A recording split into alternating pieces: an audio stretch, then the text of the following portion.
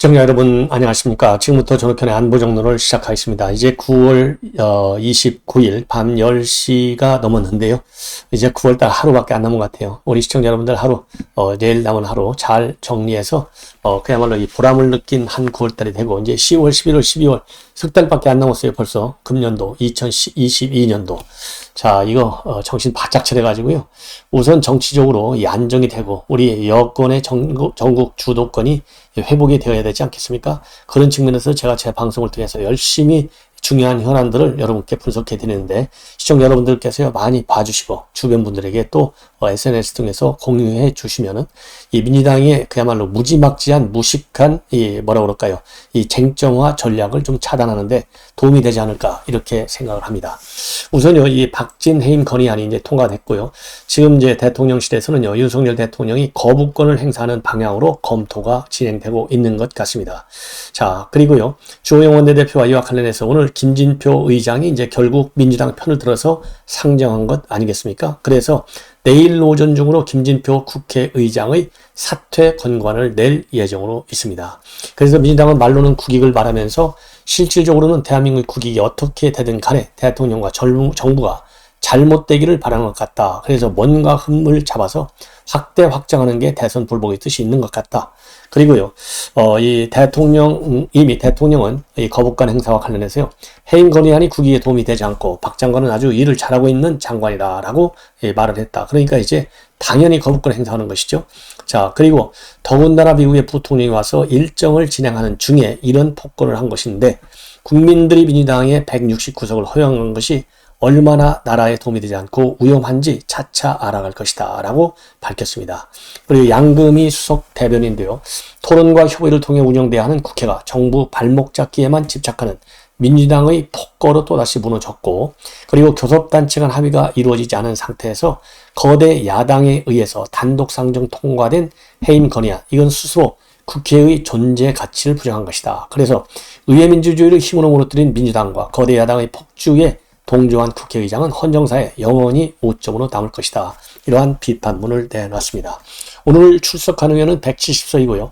찬성이 168, 그리고 반대 1명, 기권 1명으로 되어 있습니다. 자, 이제는요, 이 해리스 부통령이 우리 한국에 와서 오늘 결국은 이제 윤석열 대통령을 예방하고, 그리고 DMZ를 방문을 했습니다. 자, 그래서 이 해리스 부통령과 관련된 내용을 먼저 전해드리겠는데요.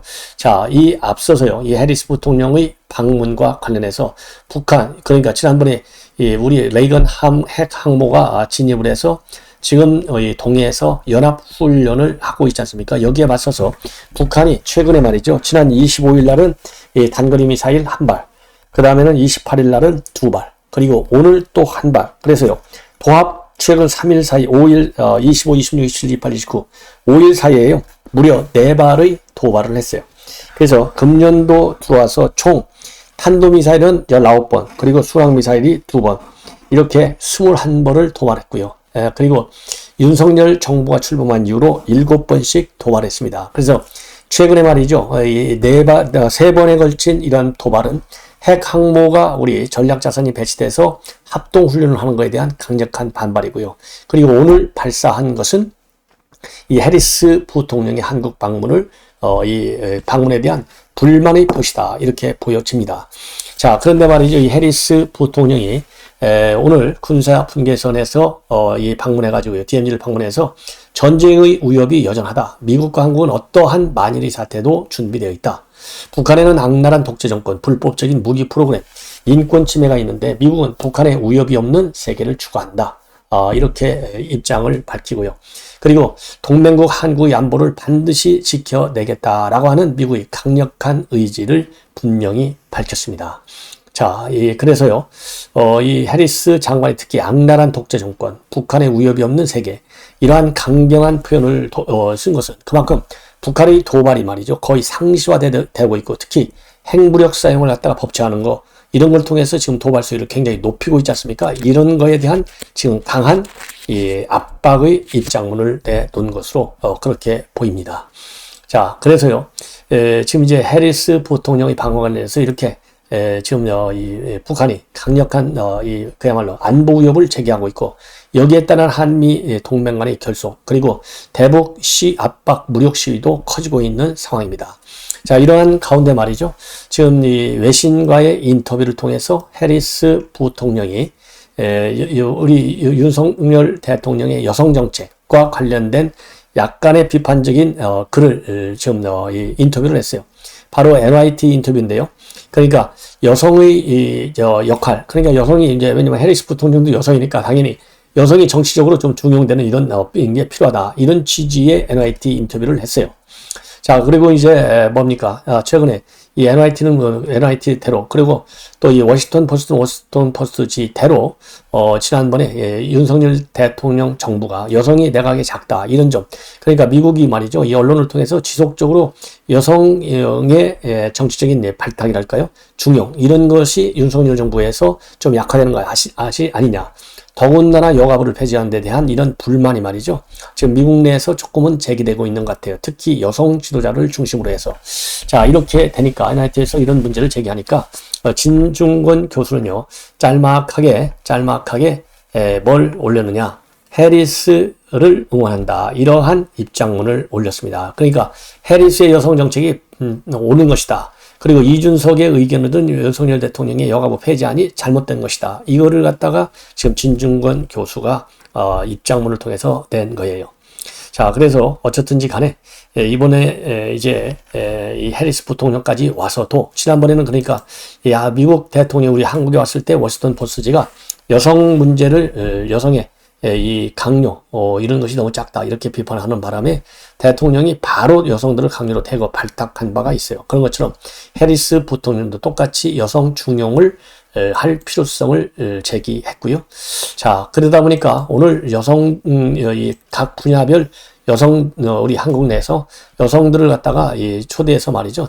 주한미 대사관저에서 간담회를 가졌습니다. 이 행사에는요. 피규어킨의 김연아, 네이버 대표의 이 박수연인가요?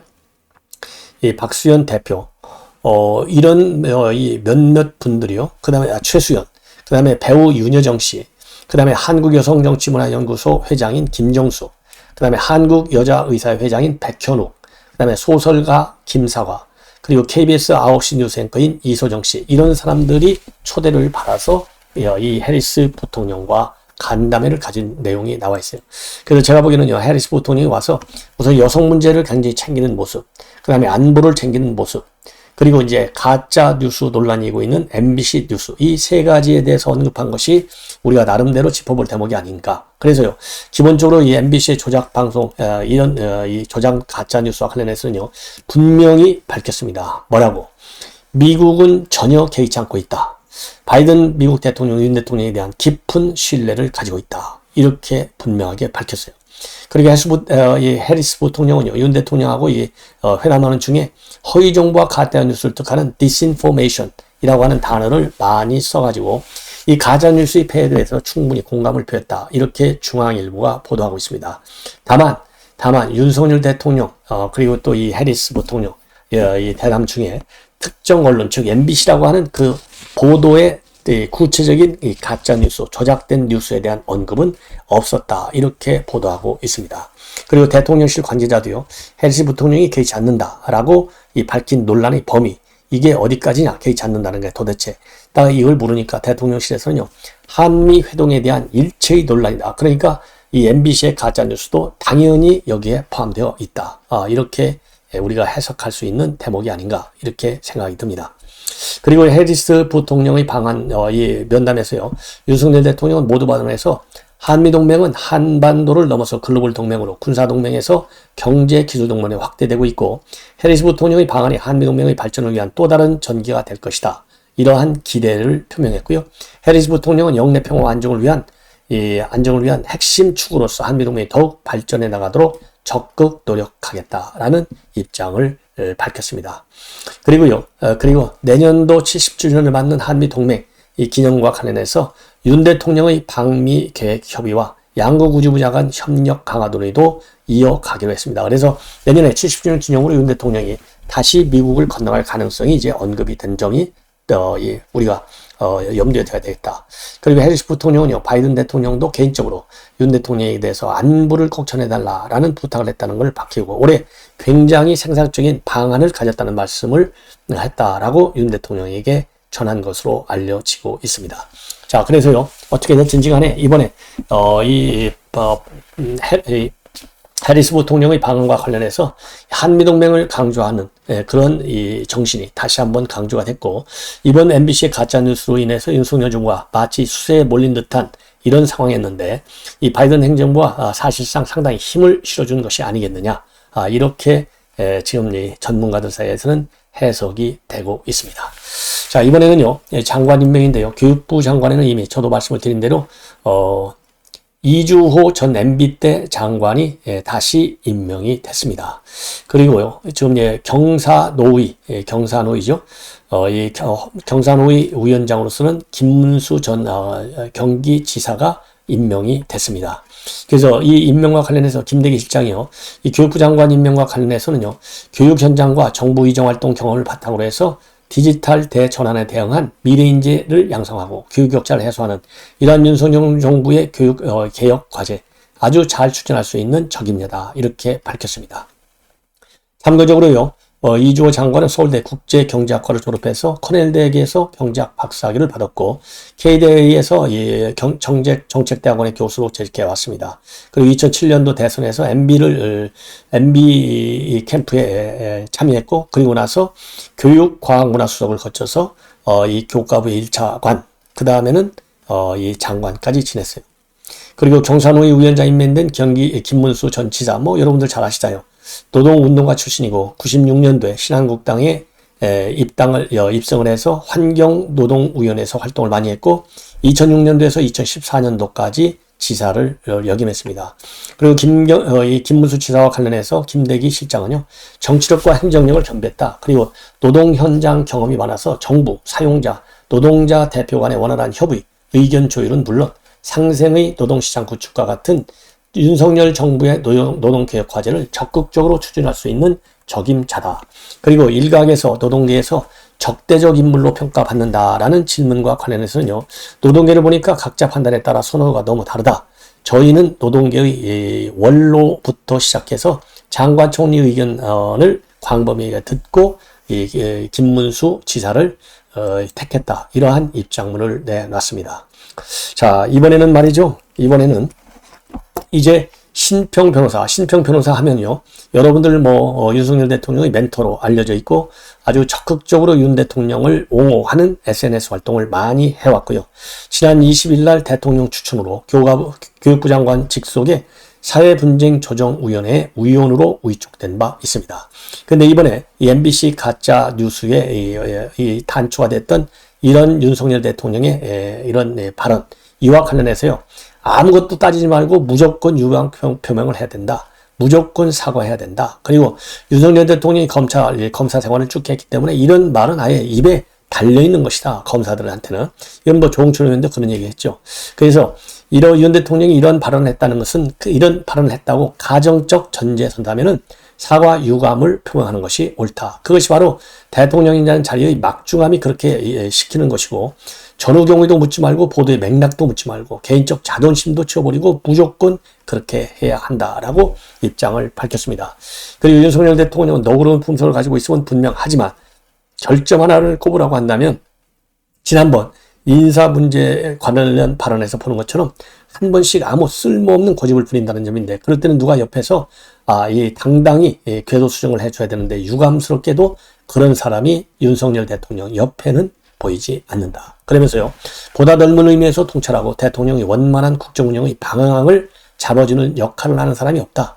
대통령이 한 번씩 불필요한 고집을 부리는 경우에 그의 심기를 불편하게 하더라도 10번, 20번이라도 간하여 고집을 꺾어야 되고, 그렇게 하면 대통령은 나중에라도 이를 아주 고마워할 사람이다.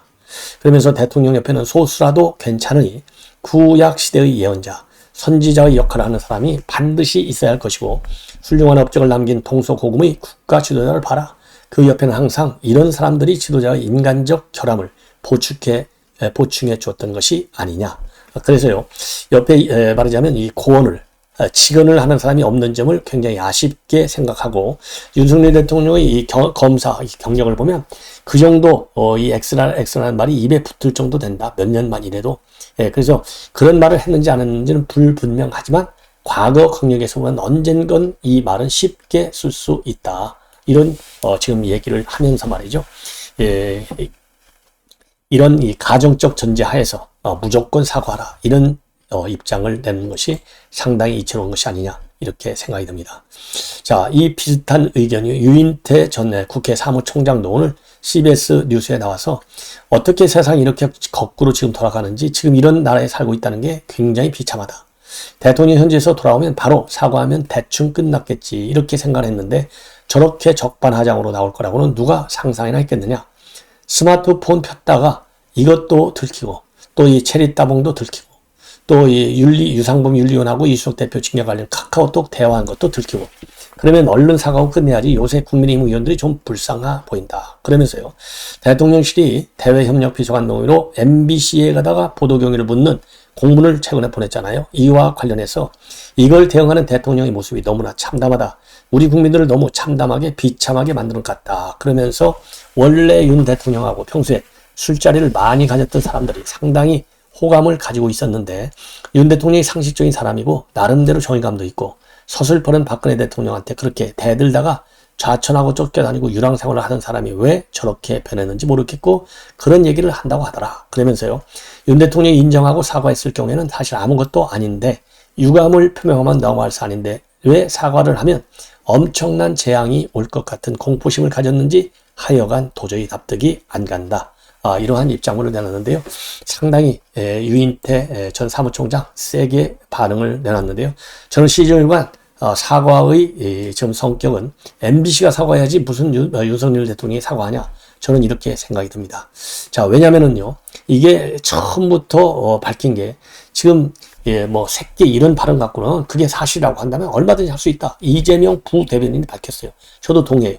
근데 오늘 또 조금 앞번에서 제가 말씀을 드린 대로 김대기 비서실장도 그 XX 이 발언에 대해서는 윤석열 대통령도 기억이 잘 나지 않는다. 이렇게 얘기하고 있고 전문가들한테 분석을 의뢰해도 알 수 없다. 이렇게 돼 있잖아요. 그럼에도 불구하고 가르치고 미국 또 이 바이든 이렇게까지 동맹관계를 훼손한 거. 이거는요. 지금 이제 문재인 정권이 5년 내내 동맹관계를 지금 완전히 망가뜨렸잖아요. 이거를 원상복귀하려는 노력이 지금 시도되고 있는 거예요. 이 노력이 실패로 끝나기를 지금 바라는 세력들이 야권에 널리 퍼져 있다.